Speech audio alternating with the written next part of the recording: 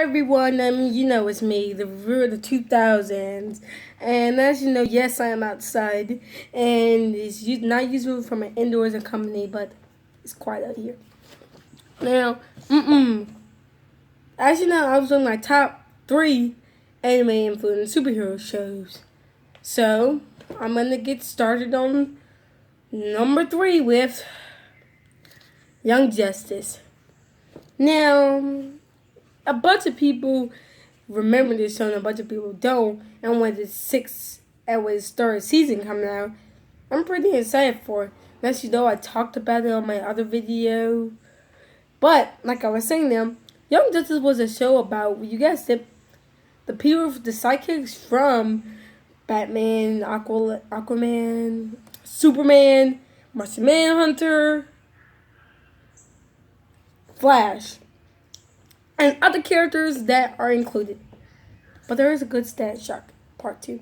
But like I was saying now, I actually like the show. I watched like about 4 or 3 episodes of it, and it felt pretty good to me because, as you know, we're the super show.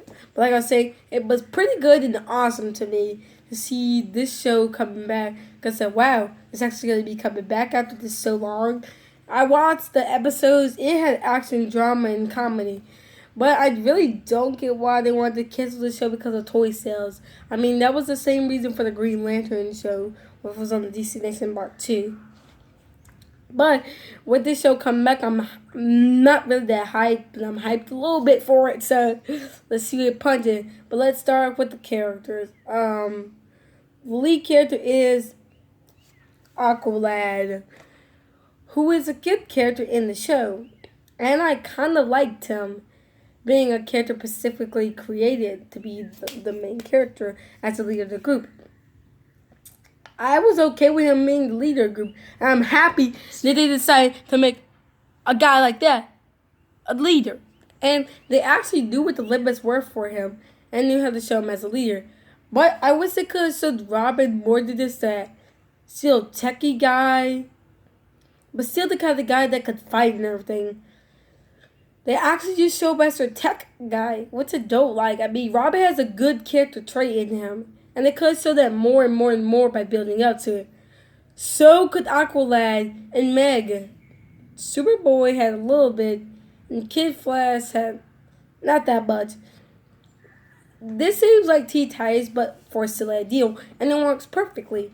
Not like also the alien that show sucked. But like I was saying, this was good for good reasons, and I see why. Now, let's get on to, you know who I was talking about? Robin.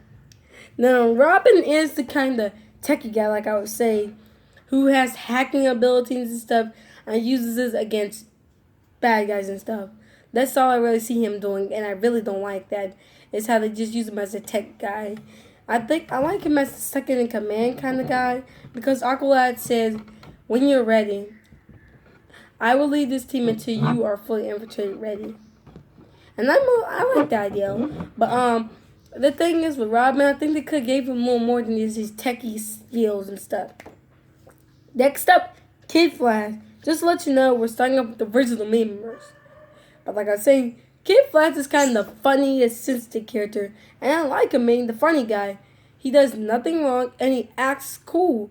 I mean, he has the joking skill and does the best things that he has to do for the team. And I actually like how his speed is not like the Flash's is, where Flash can vibe through walls and stuff, but he can't, where Flash can vibe his molecules, but Kid Flash can't do that yet. And I like how they're not really that much insistent and shown, but they are later shown. Next up, Meg. Again, or Meg. Like I was saying now, Meg is like Superboy, and it's perfect for her to be on the team because of her telepathic powers. It gives her something to do here, and it works perfectly with the group. I mean, she's an outsider learning her ways. It's different from who I'm about to mention up next, but how she works is super perfect. I mean, usually the females are strongest as not the leading character, but the weak ones, but actually try to do something. And she assembles that Starfire and Raven and Buffy symbol into her. Next up, is Superboy, aka Connor Kent. Now, what he does is okay to me. He's a perfect character, and I like him. Him and Megan had a perfect part together. I mean, they worked perfectly together to get together in the show. And I like them getting together. Other reasons why it was perfect for this show was that they were good characters to do with, and he actually had the good story arcing of them two trying to become human and forming themselves. Next up is Artemis. Now, Artemis was a good character. She is almost the Buffy. But I think it was dumped the burger in after you already showed a couple of the episodes. I mean, I would rather like to see her being a little more, just show her for a couple of episodes, Cartoon Network. You don't even show her that much. It seemed like you just wanted to show her for a little bit. Now, I'm not going to name all the superheroes, but I'm going to name the superheroes that show a little bit. Starting off with Batman. Batman is a good character to show up in the show. He gives them missions to go to, and he's good. That's all I have to say about him, which is what I'm going to have to say about the rest of them. Next up is Superman.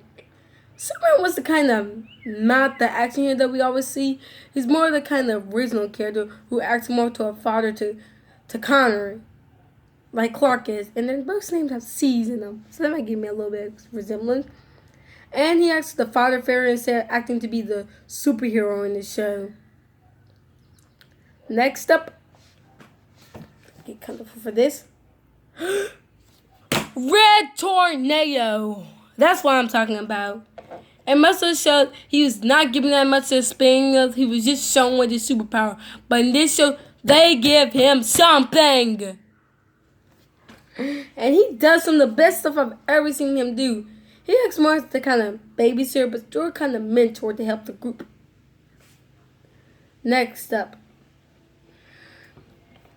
the Black Canary. Now, I really don't think she should be on this list, but she's shown us a training groupie. And I like how they did it with her being a training groupie and doing all the best stuff that she can do. It gets me to the point where I like to call it perfectnicity. And I would love to see the show go on for another season. And I'm happy to see there's a season 3 coming. I'm hyped for it and everything. So let's get to the story arc.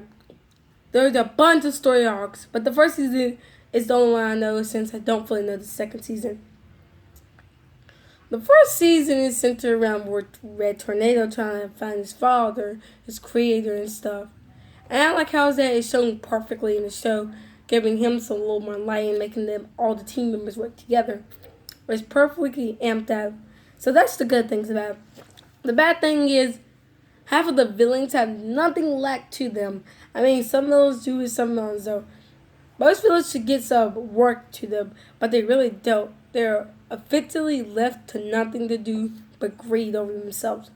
I really want to see something good about it, and I would like to see that. So, until now, I'll see you.